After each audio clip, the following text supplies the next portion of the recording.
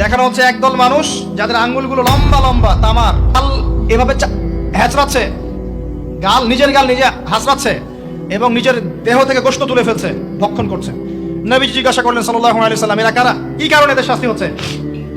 তাকে বলা হলো, এরা আপনার উম্মতের সেই সব ব্যক্তি যারা সবসময় গীবত আর সমালোচনায় ব্যস্ত থাকে। এবার নবীজি দেখছেন এক শ্রেণীর মানুষ, পেট এইরকম ফোলা, অট্টালিকার মতো পেট ফোলা, আর ভিতরে সাপ কিলবিল করছে এবং এদেরকে রক্তে নদীতে ফেলে মাথাটা ফাটিয়ে দেওয়া হচ্ছে। নবী জিজ্ঞাসা করলেন সাল্লাল্লাহু আলাইহি সাল্লাম, এরা কারা? এরা আপনার উম্মতের এই সব ব্যক্তি যারা ছিল সুদখোর, রিবাখোর। মানে এই উম্মতের অন্যতম বড় সমস্যা হবে রিবা, যেটা আমি বলেছি, প্রতিটা সেক্টরে রিবা। সবচেয়ে নিম্ন পাপ নিজের মায়ের সাথে জেনা করা, সবচেয়ে উচ্চ পাপ আল্লাহ এবং তার রাসূলের সাথে যুদ্ধ করা, এটা হলো সুদ। এবং এর বাস্তবতা হচ্ছে এই, ধনী দিন দিন ধনী হবে, গরিব দিন দিন গরিব হবে, এটা বাস্তবতা। রক্ত চুষে খাওয়া হয়, এই কারণে রক্তের নদীতে ফেলা হয়েছে। এবং সাপ খেয়েছে তারা, সাপ খেয়ে পেট ফুলিয়ে ফেলেছে। আর একটা হাদিস আগেই বলেছি, যে দেয়, যে নেয়, যে সাক্ষী থাকে, যে লিখে রাখে, সবাইকে সমানভাবে লানত করেছেন নবী সাল্লাল্লাহু আলাইহি ওয়াসাল্লাম। নবীর লানত নিয়ে হাউজে কাউসারের পানি কোশ্চেন কেন পাবেন না, কবরের উত্তর দিতে পারবেন না। এমনকি এই নবী সাল্লাল্লাহু আলাইহি ওয়াসাল্লামের সুপারিশ আপনার কপালে নাও জুটতে পারে, সতর্ক হয়ে যান। তিনি আসছেন, দেখলেন এক শ্রেণীর মানুষ আগুন, বড় বড় আগুনের দলা, এগুলো মুখে ঢুকাচ্ছে, পিছনের রাস্তা দিয়ে বের হয়ে যাচ্ছে। নাউযুবিল্লাহ পড়ি আমরা। জিজ্ঞেস করা হচ্ছে, কারা এরা? মর্মান্তিক শাস্তি হচ্ছে। নবী সাল্লাল্লাহু আলাইহি ওয়াসাল্লামকে বলা হলো, এরা আপনার উম্মতের সেই সব ব্যক্তি, listen to me very carefully, এরা আপনার উম্মতের সেই সব ব্যক্তি যারা ইতিমদের মাল আত্মসাৎ করে খেত। ইতিমের মাল আত্মসাৎ করলে যদি এই শাস্তি হয়, জনগণের মাল আত্মসাৎ করলে কি হতে পারে চিন্তা করে দেখেন। এটা মানুষের হক, আল্লাহর কাছে ক্ষমা পাওয়া যাবে না, মানুষকে দিতে হবে।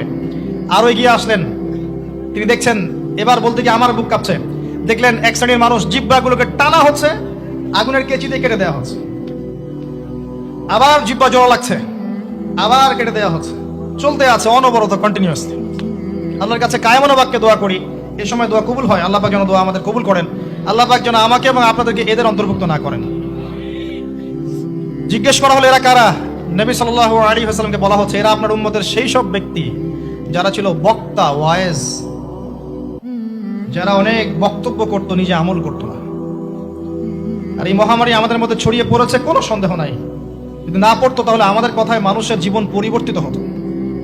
খুব কম দেখা যায় যে আমাদের কথাগুলো আপনাদের কলবে তাসির হচ্ছে। তাসির তখন হবে যখন আমার মধ্যে আমলটা থাকবে।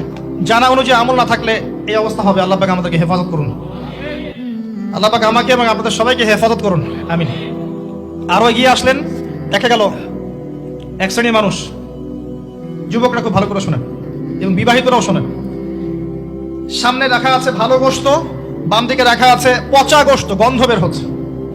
তারা এই পচা গোশত তুলে তুলে খাচ্ছে, গোগ্রাসে খাচ্ছে, ভালো গোশতের দিকে ভ্রুক্ষেপ করছে না। অবাক হয়ে নবী সাল্লাল্লাহু আলাইহি ওয়াসাল্লাম জিজ্ঞাসা করছেন, এরা কারা? তাকে বলা হচ্ছে, এরা আপনার উম্মতের সেই সব ব্যক্তি যাদের ঘরে পবিত্র স্বামী ছিল, বাইরে অন্য পরপুরুষের সাথে প্রেম করেছে, যাদের ঘরে পবিত্র স্ত্রী ছিল, বাইরে পরকিয়া করেছে। আর এখন যত মিডিয়া আছে দেখবেন, সিরিয়াল, মুভি, জাবি জাবি, এরা পরকিয়া শিখায়, জেনা এবং পরকিয়া শিখায়। খেয়াল করে দেখবেন, একটা ছেলে মেয়ের অবাধ মেলামেশা, হারাম মেলামেশাকে এমন ভাবে উপস্থাপন করা হয়, মনে হয় এটা একটা পবিত্র ইবাদত মনে হয়, এবং বোঝানো হয় যে প্রেম তো পবিত্র, পবিত্র প্রেমে কি সমস্যা? আরে প্রেম পবিত্র তখন যখন আমি আমার স্ত্রীর সাথে প্রেম করব। গোশত খাচ্ছে, পচা গোশত। আর একটা বলি, ঠিক এরপরে নবী সাল্লাল্লাহু আলাইহি ওয়াসাল্লাম দেখলেন একটা চুলা দেখলেন, চুলার নিচের দিকটা হচ্ছে প্রশস্ত, মাথাটা সংকীর্ণ, এরকম, মানে তন্দুর রুটি ভাজে, দেখেছেন রুটি যে ভিতরে দেয় একটা এরকম গোল চুলা থাকে, সামথিং লাইক দ্যাট। নিচে দাউ দাউ করে আগুন জ্বলছে, আর এখানে কিছু মানুষকে জ্বালানো হচ্ছে। যখন নিচ থেকে আগুন এরকম করে আসছে, তখন এরা আগুনের তাপে উতলে উঠছে, আগুন নিচে নেমে যাচ্ছে, এরা আবার আস্তে আস্তে নিচে নেমে যাচ্ছে। এভাবেই হাদিসে ব্যাখ্যা করা আছে। নবী সাল্লাল্লাহু আলাইহি ওয়াসাল্লাম জিজ্ঞাসা করলেন, এরা কারা? বলা হলো, এরা আপনার উম্মতের সেই সব ব্যক্তি যারা জেনায় লিপ্ত ছিল। তিনি আরো এগিয়ে গেলেন, জেনা সম্পর্কে কয়েকটা হাদিস এসেছে। তিনি এগিয়ে গেলেন, দেখলেন একটা জায়গা যেখান থেকে দুর্গন্ধ বের হচ্ছে, পাবলিক টয়লেটের চেয়ে প্রকট দুর্গন্ধ, মনে হচ্ছে পাবলিক টয়লেট। নবী জিজ্ঞাসা করলেন সাল্লাল্লাহু আলাইহি ওয়াসাল্লাম, কোন জায়গা থেকে এরকম দুর্গন্ধ আসছে? তিনি বলেন, এটা হচ্ছে জেনাকার, এবং জেনাকারীদেরকে আযাব দেওয়া হচ্ছে, ওদের রক্ত মাংসের পুজের গন্ধ এগুলো। দেখলেন এক শ্রেণীর মানুষকে একটা শরবত খাওয়ানো হচ্ছে, শরবত জাহান্নামীদের রক্ত মাংস পুজের নির্মিত। তার নাম হচ্ছে তিনাতে খাবাল। কি নাম? তিনাতে খাবাল। কাদেরকে খাওয়ানো হচ্ছে? যারা এই উম্মতের মাদক সেবন করতে, এদেরকে খাওয়ানো হচ্ছে। আমি আপনাকে একটু পিছনে নিয়ে যাই। আলোচনা শুরু করেছিলাম যেখান থেকে, ওই যে মৌলিক সমস্যাগুলো যেটা বলেছিলাম এই উম্মতের মধ্যে এখনো আছে, এটাই সেই পাপগুলোর শাস্তি যেটা কিয়ামত পর্যন্ত উম্মতের মধ্যে থাকবে। মাদক, পর্নোগ্রাফি, এই যে আপনার বিহায়াপনা, জেনা, সুদ, এগুলো এখনকার মৌলিক সমস্যা। এগুলোই হবে এই উম্মার বড় বড় সমস্যা, যার কারণে উম্মতের বেশিরভাগ মানুষকে ওখানে আযাব দেওয়া হচ্ছে। আল্লাহ পাক আমাদেরকে হেফাজত করুন। এরপরে এভাবে তিনি আরো কিছু শাস্তি রেখেছেন। দেখে আসার পথে জাহান্নামের যে বর্ণনা দিয়েছেন, যে বেশিরভাগ মানুষ সেখানে হচ্ছে জাহান্নামে নারী জাতি। কি কারণে তারা বেশিরভাগ জাহান্নামে যাবে?